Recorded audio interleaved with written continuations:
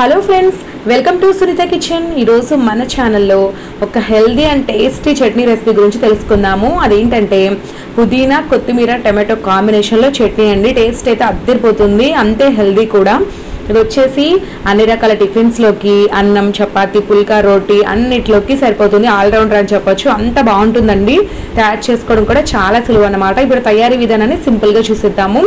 ముందుగా స్టవ్ వెలిగించి ఒక కడాయి పెట్టుకొని అందులోకి 3 టేబుల్ స్పూన్ల పల్లీలను వేసి దోరగా వేయించుకోవాలి. ఒక 3-4 నిమిషాల పాటు బాగా వేయించండి మీడియం ఫ్లేమ్లో. ఇవి బాగా వేగిన తర్వాత వీటిని పక్కన పెట్టుకుందాము.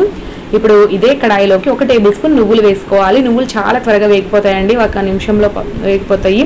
వీటిని కూడా పక్కన పెట్టుకుందాము. ఈ రెండింటి వల్ల టేస్ట్ అనేది చాలా బాగుంటుంది, హెల్తీ కూడా తయారవుతుంది అన్నమాట చట్నీ. ఇప్పుడైతే ఇదే కడాయిలోకి 1 టీ స్పూన్ ఆయిల్ వేసుకొని ఇందులోకి కట్ చేసిన పచ్చిమిర్చి ఒక 10 నుంచి 12 వరకు వేసుకొని, ఇవి బాగా స్పైసీగా ఉన్నాయండి, అందుకే తక్కువ వేసుకున్నాను.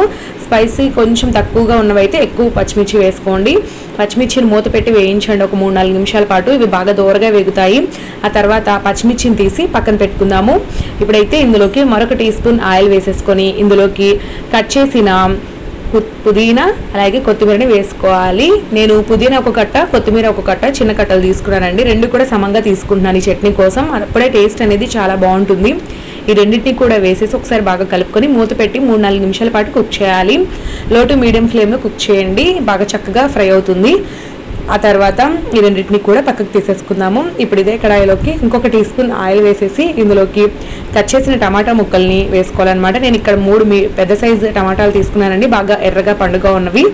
ఇలాంటివి తీసుకుంటే చట్నీ టేస్ట్ అనేది చాలా బాగుంటుంది పుల్లపుల్లగా. ఈ టమాటాలతో పాటుకు 1 రెప్ప చింతపండు వేసుకోవాలి, చాలా తక్కువ వేసుకోండి. అలాగే ఒక 1/2 టీ స్పూన్ పసుపు, కొంచెం ఉప్పు వేసుకోండి. ఇప్పుడైతే మూత పెట్టేసి ఈ టమాటాలని మగ్గించుకోవాలండి ఒక 3-4 నిమిషాల పాటు. ఈలోపు టమాటా బాగా సాఫ్ట్గా అయ్యి చక్కగా ఉడికించి చూడండి. ఇక స్టవ్ ఆఫ్ చేసేసుకొని మిశ్రమాన్ని బాగా చల్లారబెట్టుకోవాలి. ఒక పావు గంట తర్వాత మనము పల్లీలు వీటన్నిటిని వేయించుకున్నాం కదా, పల్లీలను అయితే పొట్టు తీసి పెట్టుకోండి. ఇప్పుడు మిక్సీ జార్లోకి వేయించిన పల్లీలు నువ్వుల్ని వేసేసుకొని మెత్తని పొడిలా గ్రైండ్ చేసుకోవాలి. ఇప్పుడు ఈ మిశ్రమంలోకి మిగతా ఇంగ్రీడియంట్స్ని 1 by 1 యాడ్ చేసుకుందాము. ముందుగా అయితే ఆయిల్లో వేయించిన పచ్చిమిర్చి అలాగే కొత్తిమీర పుదీనా మిశ్రమాన్ని వేసేసుకొని అలాగే తగినన్ని వెల్లుల్లి రెబ్బలు కూడా వేసుకుందాము. ఒక 10 వరకు వేసుకుందామండి వలిచినవి. ఇప్పుడు వీటన్నిటిని కూడా కొంచెం కోర్స్గా గ్రైండ్ చేసుకుందాము, మరి మెత్తని పేస్ట్లా కాకుండా. ఇలా అయితే మనకి రోట్లో దంచిన ఫీలింగ్ వస్తుంది, ఆ టెక్స్చర్ కూడా అలాగే వస్తుంది అనమాట. ఇక చివరగా టమాటో చింతపండు మిశ్రమాన్ని కూడా వేసేసుకొని అలాగే రుచికి సరిపడ ఉప్పు వేసుకోవాలి. టమాటాలు ఉడికించేటప్పుడు ఉప్పు వేసాం కాబట్టి ఇక్కడ కొంచెం జ్యూస్ తక్కువ వేసుకోండి.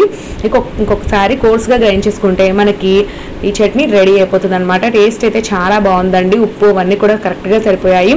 ఇక మనం ఈ చట్నీని ఒక మిక్సింగ్ బౌల్లోకి తీసేసుకొని ఇలాగే తినేసేయచ్చు. లేదంటే 1 టీ స్పూన్ ఆయిల్లో పోపు వేసి ఇలాగ కలుపుకున్నా సరిపోతుంది. చాలా తక్కువ ఆయిల్ పడుతుంది పోపుకి.